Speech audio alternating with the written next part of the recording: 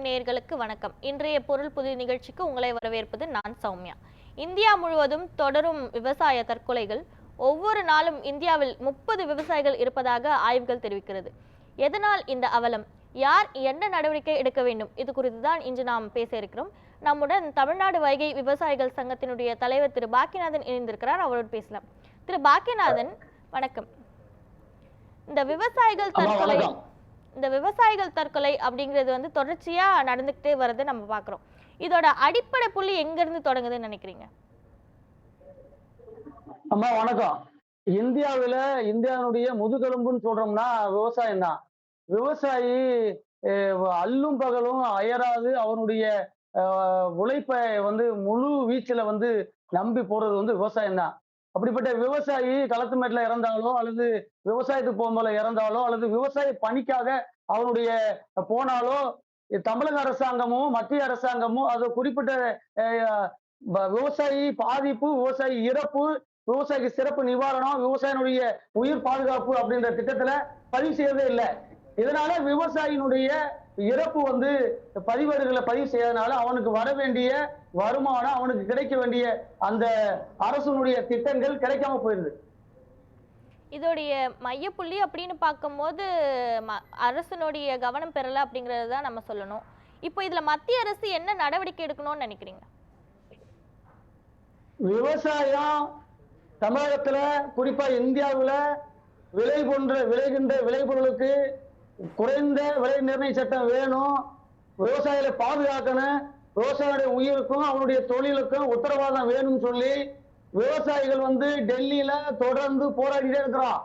மத்திய அரசாங்கம் ஒருபுறம் எங்களை கண்ணீர் பூவை கொண்டு வைத்து வீசுது, மறுபுறம் பேச்சுவார்த்தை போர்வையில எங்களை அழைக்குது. எங்களுடைய கோரிக்கையை நாங்க சுவாமிநாதனுடைய அறிக்கையின்படி எங்களுக்கு குறைந்தபட்ச ஆதரவு விலையை கொடுங்க, எங்க தொழில் நட்டமடையுது, நாங்க லாபகரமே இல்லாத தொழிலை செஞ்சுட்டு இருக்கோம், எங்களுடைய பிள்ளைகளை படிக்க வைக்க முடியல, நாங்க வாங்கின கடனுக்கு வட்டியை கொடுக்க முடியல, அதே மாதிரி கூட்டுறவு வங்கி மற்றும் தேசிய வங்கி வாங்கிய கடனை திரும்ப அடைக்க முடியல, இப்படி பல்வேறு சூழ்நிலை இருக்கிறதுனால இந்த சூழ்நிலைகளை கருத்தில் கொண்டு இந்தியாவுடைய ஜிடிபி கொண்டு வரனாலேயே நாங்க என்ன செய்யணும்னா இத ஒருநிலைப்படுத்துறதுக்காக மத்திய அரசாங்கமும் அந்தந்த மாநில அரசாங்கம் நாங்க தொடர்ந்து போராடிட்டே இருக்கிறோம். எங்களுடைய போராட்டம் தொடர்ந்து 100 ஆண்டு காலமா நடந்துகிட்டே இருக்கு. இந்த சூழ்நிலையில இன்னைக்கு வரைக்கும் மத்திய அரசாங்கம் எங்களுக்கு செய்ய வேண்டிய அந்த திட்டங்களையும் ஒரு வரைவை கொண்டு வரல. ஒருவரும் பாத்தீங்கன்னா விவசாயிகள் இங்க இருந்து நாங்க அமைதி வழியில, காந்திய வழியில, அறவழியில போராடுறதுக்கு டெல்லிக்கு போயிருக்கோம்னா எங்க மீது டெல்லியில இருக்கிற அந்த மத்திய அரசாங்கம் என்ன செய்யுது, அங்க போற சாலைகள்ல இரும்பு ராடுகள் வச்சு எங்க வண்டியை தடுக்கிறாங்க. எங்களுடைய குறைகளை, எங்களுடைய நிறைகளை, எங்களுடைய தேவைகளை மத்திய அரசாங்கம் நாங்க தொடர்ந்து கூறிக்கிட்டே வர்றோம், கத்திக்கிட்டே வர்றோம். எங்களுடைய உண்மை சத்தமும் எங்களுடைய உயிர் பலியும் மத்திய அரசனுடைய காதுகளுக்கு கேட்கவே இல்லையா என்று தெரியல. நீங்க சொன்னது போல இந்த டெல்லி போராட்டம் அப்படிங்கிறது ரொம்ப முக்கியத்துவம் பெறுதா இருக்கு. கடந்த ஆண்டு பார்த்தோம்னா பஞ்சாப், ஹரியானா எல்லையில போராட்டம் நடத்தி அது ஒரு முடிவுக்கு வந்ததா இருந்தாலும் இந்த வருஷம் திரும்பவும் அந்த போராட்டத்தை முன்னெடுக்கும் போது மத்திய அரசினுடைய இந்த குறைந்தபட்ச ஆதரவு விலையை அரசாங்கம் நடத்த அது தயக்கப்படுறதா ஒரு குற்றச்சாட்டு நிலவுது. அதை பத்தி என்ன சொல்றீங்க?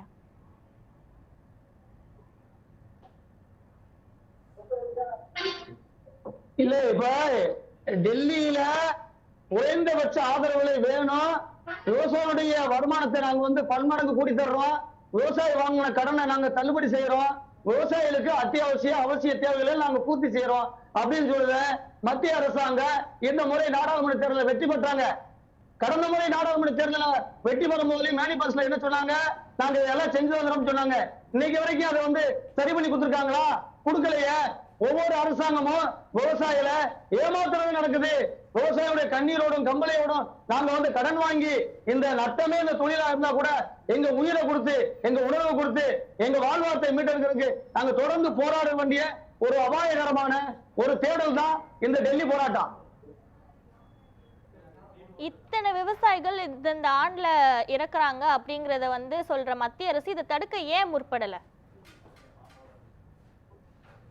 விவசாயிகள் வந்து நாங்க எந்த காலகட்டங்கள்ல பயிர் செய்யறோம், எந்த காலகட்டங்கள்ல வறட்சி எங்களுக்கு வருது, ஒவ்வொரு ஆண்டு வந்து பருவம் தவறி மழை பெய்கிறது, நாங்க நினைச்சு விவசாயம் வரும், நல்லபடியா மழை பெய்யும், இதனால எங்களுடைய வாழ்வை வந்து மீட்டர்லாம் போனோம்னா பருவகாலங்கள் மாறி போயிருச்சு, கால சூழ்நிலை மாறி போயிருச்சு, கடன் வாங்கி நிக்கிறோம், கைகட்டி நிக்கிறோம். அத்தனை விஷயங்களும் ஒவ்வொரு மாநில அரசாங்கத்துக்கும் தெரியும். அதே நேரத்துல மத்திய அரசாங்கத்துக்கும் தெரியும். மத்திய அரசாங்கம் பல்வேறு நலத்திட்டங்கள் செய்யும் போல விவசாயிகளுடைய இந்த ஒட்டுமொத்த கோரிக்கையை ஏன் எங்களுக்கு வந்து பாராளுமன்றமா இருக்கு, அல்லது இந்த விஷயத்தை பத்தி பேசுறதுக்கு அவங்ககிட்ட மனசு இல்லையா, இல்ல இதை பத்தி சொல்றதுக்கு அவங்களுக்கு திட்டம் இல்லையா? பல்வேறு நாடுகளில் செல்ற பிரதமர் மோடி அவர்கள் விவசாய சங்க பிரதிநிதிகளை அழைத்து பேசுறதுக்கு ஏன் வந்து மறுப்பு தெரிவிக்கிறாரு? பல்வேறு நாடுகளுக்கு போறாரு, பல்வேறு இடங்களுக்கு போறாரு, பல்வேறு மையங்களுக்கு போறாரு, பல்வேறு பொருட்கள் பத்தி பேசுறாரு. உலகத்தில் இருக்கிற இந்தியர்களை ஒற்றுமையை ஆக்குறோம், இந்தியாவுடைய வல்லரசை கொண்டு போறாரு. ஒவ்வொரு இந்தியனுடைய விவசாயினுடைய, இந்தியா நாட்டினுடைய விவசாயி முதுகெலும்புனா விவசாயி தான். அந்த முதுகெலும்பு உடைஞ்சு கிடக்கிற இந்த இந்திய விவசாயிகளை ஒருங்கிணைச்சு நாங்க போராடுறோம். போராடுறது மாண்புமிகு பிரதமர் மோடி ஐயாவுக்கு தெரியும். ஆனாலும் அவரே விவசாய சங்க பிரதிநிதிகளை சந்திக்க மறுக்கிறாரு. விவசாயிகள் சொல்ற கோரிக்கையை அவர் காதுக்கு கேட்க மாட்டேங்குது. ஏன் வேளாண் துறை அமைச்சர் இதை பத்தி தனி கவனம் எடுக்க மாட்டேங்குது? விவசாயி கடன் தொழில், விவசாயி மானச, விவசாயி வாங்கின கடனுக்கு வட்டியை தள்ளுபடி தரோம்னா மத்திய அரசாங்கத்துக்கு திட்டம் இருக்கா? இல்ல. அப்ப விவசாயினுடைய திட்டங்களை, விவசாயினுடைய வறுமைகளை, விவசாயினுடைய வாழ்வியலை, விவசாயினுடைய வருமானத்தை ரெட்டிப்பாக்கணும் அப்படின்னு சொல்லி ஒற்றை வரியில ஒரு கருத்தை சொல்லிட்டு இன்னைக்கு வரைக்கும் மோடி ஐயா அரசாங்கம் விவசாயிகளுக்கு எதுவுமே செய்யல.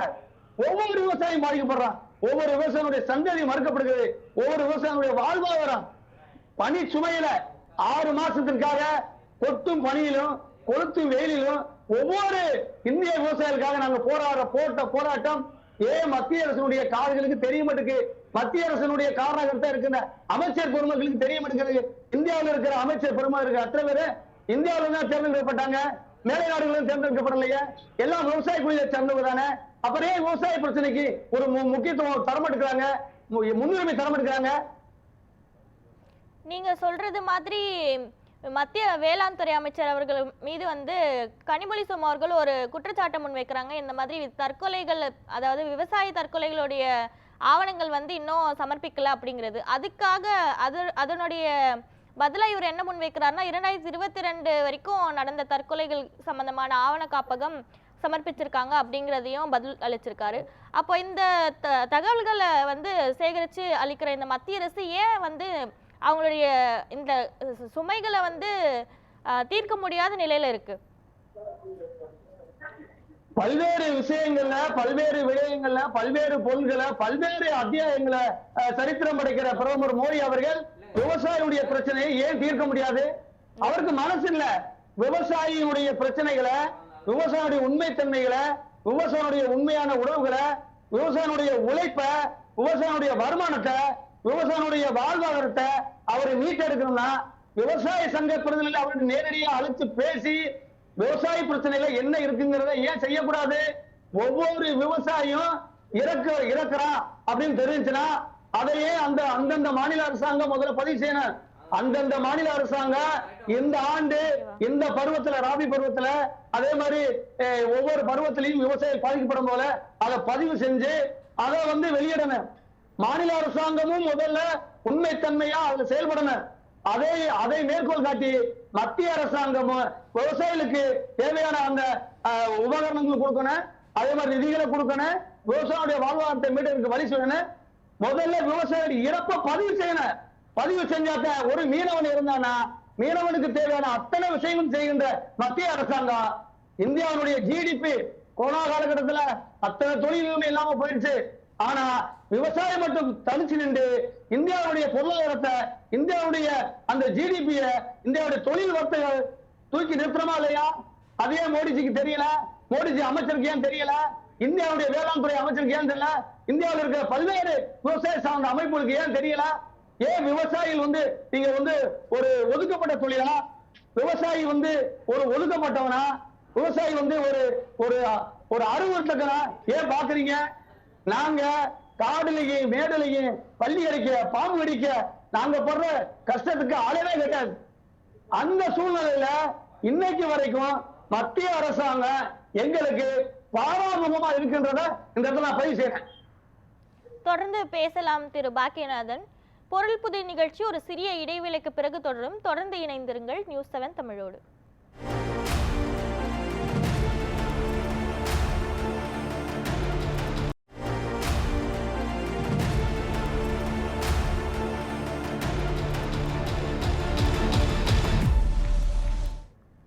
பொருள் புதிர் நிகழ்ச்சி மீண்டும் தொடங்குகிறது. இந்தியா முழுவதும் விவசாய தற்கொலைகள் அதிகரித்து வரக்கூடியதை நம்ம பார்த்துருக்கோம். அது குறித்து தான் நம்ம பேசி வருகிறோம். திரு பாக்கியநாதன், இந்த சில லாபம் ஈட்ட முடியாமல் தான் இந்த தற்கொலை பண்றாங்க அப்படின்னு சொல்லப்படுது இல்லையா? இந்த இடத்துல மாநில அரசு என்ன நடவடிக்கை எடுக்கணும்னு நினைக்கிறீங்க? ஆமா, மாநில அரசாங்கம் ஒவ்வொரு தொழில் சார்ந்து துறை சார்ந்து கணக்கெடுப்பு நடத்துறாங்க. விவசாயிகள் விபத்துல இறந்தா அல்லது பயிர் காக்கும் போல செஞ்சானா அந்த விபத்தா நினைச்சு அவங்க என்ன செய்யறாங்கன்னா ஒரு 50,000 கொடுத்துட்டு அதோட கை நழுவி போயிறாங்க. சாராயம் குடிச்சு இறந்தவனுக்கு 10 லட்சம். இந்த நாட்டினுடைய உணவு தானியத்தை, இந்த நாட்டினுடைய வளர்ச்சியை, இந்த நாட்டினுடைய உயிர் சத்து பொருளை கொடுக்கிற விவசாயிக்கு காசு கட்டோம்னா அந்த அளவுக்கு காசு இல்ல அப்படின்ற மாதிரி சொல்றாங்க. ஏன் அப்படின்னு மாநில அரசாங்கம் முதல்ல விவசாயம் பண்ண போகும்போல அவருக்கு தேவையான உபகரணங்கள் கொடுக்கணும். பயிர் அறுவடை சமயத்துல அந்த எந்திரங்கள் கொடுக்கணும். அதே போல களையெடுப்பு கருவிகள் கொடுக்கணும். பல்வேறு திட்டங்கள் விவசாயிகளுக்கு இருக்குது. இந்த விவசாயிகளுக்கு பண்ணை வச்சிருக்கிறவங்க, பெரும் நிலக்கிழர்கள், பல்வேறு அமைப்பை சார்ந்தவங்களுக்கு கொடுக்கறாங்க. ஒவ்வொரு திட்டமும் சாதாரண அடிமட்ட விவசாயிக்கு கிடைக்கணும். அப்போதுதான் அந்த விவசாயினுடைய சூழல் வரும். அதே போல பயிர் காப்பீட்டு திட்டத்துல பல்வேறு குளறுபடிகள் இருக்குது. அதுல விவசாயிகளுக்கு சாதகமா இருக்குன்னு பார்த்தா இல்ல. பயிர் செய்யும் போதுல தெலுங்கானா அரசாங்கம் உடனடியாக அவங்களுக்கு 6,000 ரூபாய் உடனே பயிர் செய்யறோம் அப்படின்ற மாதிரி 3 அடங்கு வாங்கின அடுத்த நிமிஷமே கொடுத்துருவாங்க. இந்தியாவில பல்வேறு மாநிலங்கள் அதெல்லாம் சிறப்பா செஞ்சுட்டு இருக்காங்க. அந்த நடைமுறை தமிழகத்துல வரணும்னு சொல்லி தமிழக முதல்வர் ஐயா ஸ்டாலின் அவர்கிட்ட பல கோரிக்கை வச்சுக்கிருக்க. இவர் என்ன செய்வாரு, மேல பாத்துக்கிறேன் அப்படின்ற மாதிரி மோடி ஐயா மேல கவனத்தை சொல்லிட்டு இவரு அவருடைய கடமையில தவறாரு என்ற குற்றத்தை இங்கே நான் உங்க முன்னாடி நீ சொல்ல வாயிலா பதிவு செய்யறேன். ஒவ்வொரு விவசாயியும் பாதிக்கப்படும் போல தாலுகா வாரியா, பிற்கா வாரியா, வட்டார வாரியா, மாவட்ட ரீதியா, மாநிலம் முழுவதும் பிரத்யேகமா கணக்கெடுப்பு நடத்தி அந்த கணக்கெடுப்பை மத்திய அரசாங்கத்துல கோரி அதற்காக விவசாயிகளின் திரட்டி பல்வேறு வழிகள்ல சட்ட வடிவம் பெறணும். விவசாயியுடைய தொழில் நட்டம், விவசாயியுடைய தொழில் படுமோசம். பருவ காலங்கள்ல மழை பெய்ய வேண்டியது பெய்யல. ஒரு பக்கம் தென் பிராந்தியத்துல, தென் தமிழகத்துல மழையே இல்ல. வடகிழக்கு பருவமழை எஞ்சி விவசாயம் பண்ணிருக்கிறோம். வட மாவட்டங்கள்ல கொட்டுது. நீர் மேலாண்மையில நம்ம உலகத்தினுடைய வரைபடத்துல, இந்தியாவுடைய வரைபடத்துல பல்வேறு இடங்கள் இருக்கிறான். இப்படிப்பட்ட சூழ்நிலையில விவசாயி தொழில் பண்ணும் போல, விவசாயம் பண்ணும் போல பாதிப்பு அப்படின்னு சொன்னா விவசாயிகளுடைய திட்டத்துல மத்திய அரசாங்கம் கொடுக்கறத விட மாநில அரசாங்கம் முந்திக்கிட்டு அதை பதிவு செஞ்சு விவசாயில பாதுகாக்கணும். இன்னைக்கு நிலைமை சூழ்நிலை போய் இங்க பாத்தீங்கன்னா விவசாயி பாதிக்கப்பட்டு போயிருக்கா. விவசாயி இயற்கை பேரிடர்ல. அப்படி நீங்க சொல்ற மாதிரி வங்கிகள்ல நமக்கு அவங்க கொடுக்கக்கூடிய நிதி பற்றாக்குறையால தான் இவங்க விவசாயிகள் எல்லாம் தனியார் நிறுவனங்களை நாடி அவங்கள உயிரமாக்கக்கூடிய நிலையில ஏற்பட்டிருக்கின்ற ஒரு குற்றச்சாட்டு நிலவுதுங்க. அப்போ விவசாயிகள் அவங்களுடைய முறையான கடனோ அல்லது அவங்களுக்கான தேவையான நிதியோ மாநில அரசு கொடுக்காததுனால தான் இத்தனை பிரச்சனைகள் நிலவுதா நீங்க சொல்றீங்க? இந்த நிலையில இருக்கும்போது விவசாயிகளுடைய தற்கொலை அப்படிங்கிறது தொடர்ச்சியா நடந்துகிட்டே வருது. அப்படி இருக்கிற சமயத்துல இந்தியா முழுவதும் ஒவ்வொரு நாளுக்கும் 30 விவசாயிகள் இறப்புக்கு உள்ளாகிறாங்க அப்படிங்கிற ஒரு ஆய்வு நமக்கு நிலவுது. இந்த சமயத்துல திரு கனிமொழி சோமு அவர்கள் நாடாளுமன்றத்துல மத்திய வேளாண் துறை அமைச்சர் அவர்கள்கிட்ட ஒரு அறிக்கை சமர்ப்பிக்கணும் அப்படின்னு சொல்றாங்க. என்ன மாதிரியானதுன்னா, இந்த தற்கொலை சம்பந்தமான அறிக்கை வந்து இன்னும் அந்த தேசிய குற்றவியல் ஆவணங்களை வந்து வெளியிடல அப்படிங்கிறது வந்து அவங்க சொல்றாங்க. அதே போல விவசாயிகளுடைய நிதி சுமைகளை குறைக்க மத்திய அரசு என்ன நடவடிக்கை எடுக்கணும் அப்படிங்கிறதையும் அவங்க வந்து கேட்குறாங்க. இந்த நிலையில அவர் மத்திய வேளாண் துறை அமைச்சர் அவர்கள் பதிலளிக்கும் போது அவர் என்ன சொல்றாரு அப்படின்னா, 2022ஆம் ஆண்டு வரைக்கும் நடைபெற்ற விவசாய தற்கொலைகள் வந்து அதை பற்றின ஆவணங்கள் சமர்ப்பிக்கப்பட்டிருக்கு. ஆனா ஒவ்வொரு விவசாயி என்னென்ன காரணங்களுக்காக தற்கொலைகள் செய்திருக்காங்க அப்படிங்கிறது மட்டும் கிடைக்கப்பெறல அப்படிங்கிறத சொல்லியிருக்காங்க. இந்த சூழலை நம்ம எப்படி பார்க்கணும்னா, நம்ம டெல்லியில அதாவது கடந்த ஆண்டு நடந்த டெல்லி போராட்டத்துல அப்படின்னு பார்க்கும்போது பஞ்சாப் ஹரியானா எல்லையில வந்து ஒரு போராட்டமானது முன்னெடுக்கப்பட்டது. இது வந்து இதுக்கு முன்னாடி முன்னெடுக்கப்பட்ட போது அரசாங்கம் அதை சார்ந்த ஒரு சில விஷயங்கள் எல்லாம் பண்ணி முடிவுக்கு கொண்டு வந்துட்டாங்க. அதே போல போன வருடமும் அவங்க வந்து இந்த போராட்டத்தை முன்னெடுக்கும் போது மத்திய அரசும் ஒரு சில வாக்குறுதிகளை அளித்து விவசாயிகளை வந்து போராட்டத்தை திரும்ப வாபஸ் பெற வைக்கணும் அப்படிங்கிறதுக்காக சில டாக்டிக்ஸ் எல்லாம் யூஸ் பண்ணி அவங்களுடைய வாக்குறுதிகளை அளிச்சாங்க. ஆனா திரும்பவும் வந்து விவசாயிகளுக்கான அவங்களுடைய நிதி சுமையாக இருக்கட்டும், அவங்களுடைய கடன் தொல்லையாக இருக்கட்டும், அவங்களுக்கு தொடர்ந்து அவங்களுடைய மன உளைச்சலுக்கு உள்ளாக்கி தற்கொலைகளுக்கான தூண்டுதலுக்கானதான் இருக்கிறதா நம்ம இந்த சூழல் நிலவுது. இந்த சமயத்துல தான்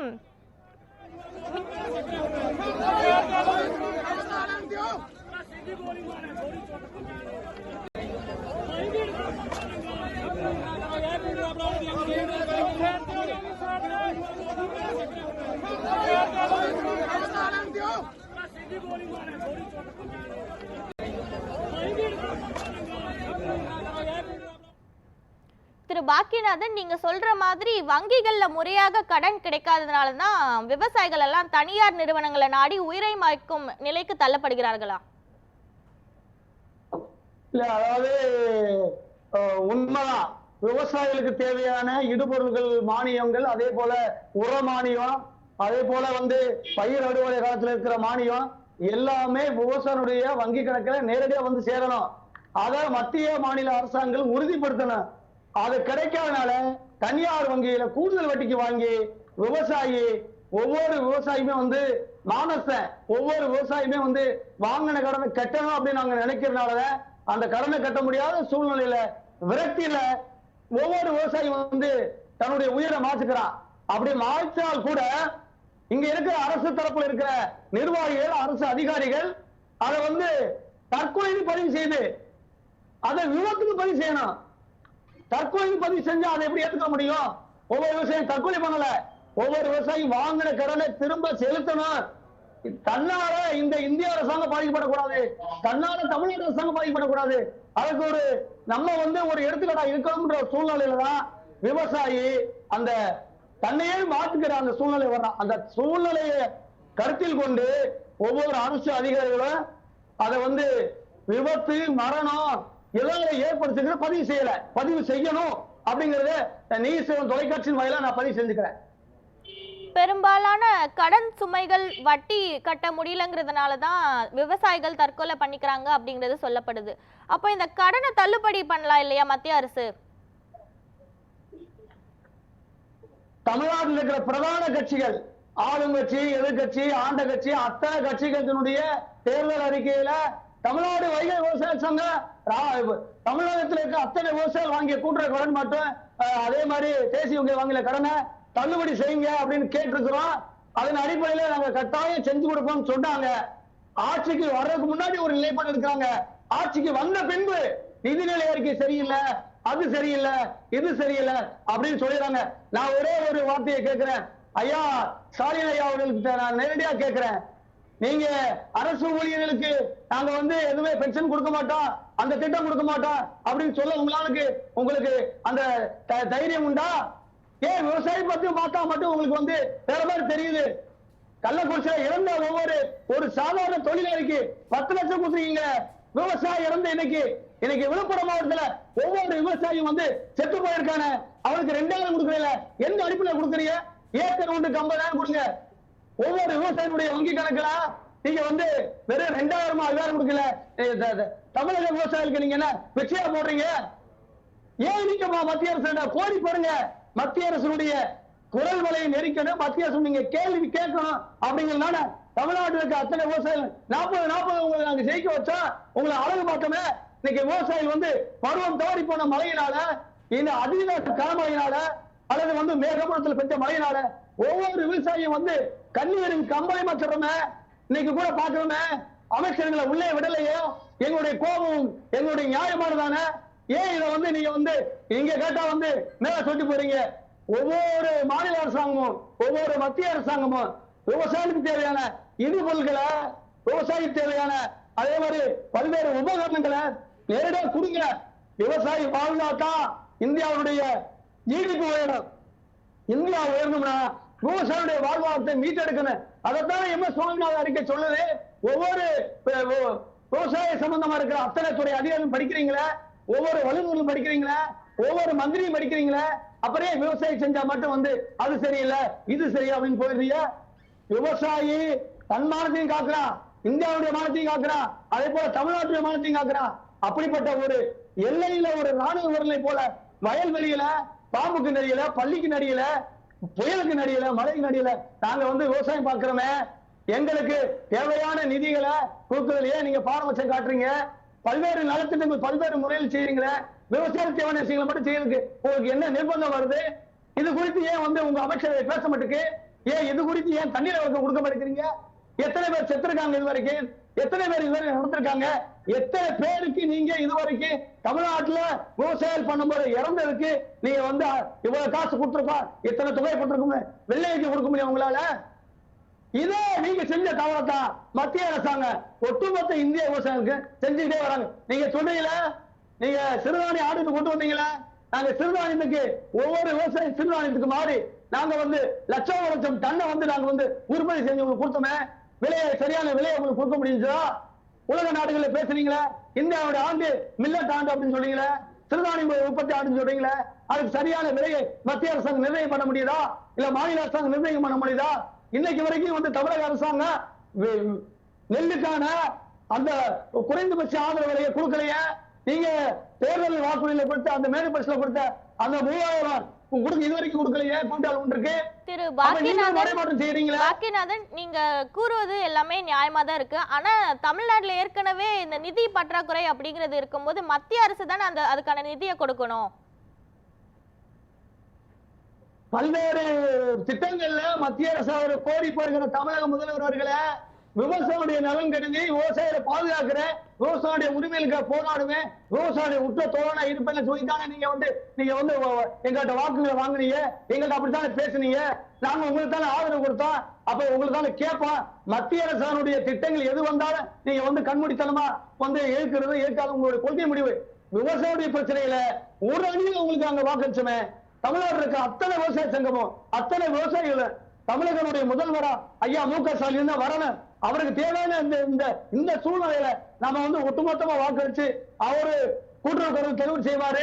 அதே மாதிரி தேசிய வேளாண் பாதுகாப்பு சட்டத்தை நடைமுறைப்படுத்துவாரு. தேசிய வேளாண் பாதுகாப்பு சட்டம் இருக்குமா, அந்த சட்டத்துல பல்வேறு திருத்தங்கள் இருக்கு. அந்த திட்டத்தை தமிழக அரசு ஏற்று நடத்த மாட்டேங்கிறீங்க.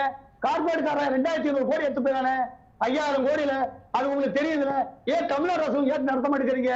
பல்வேறு விஷயங்கள், நீர் மேலாண்மையில அவ்வளவு தண்ணி பல லட்சம் டிஎம்சி தண்ணி கடல்ல போகுது.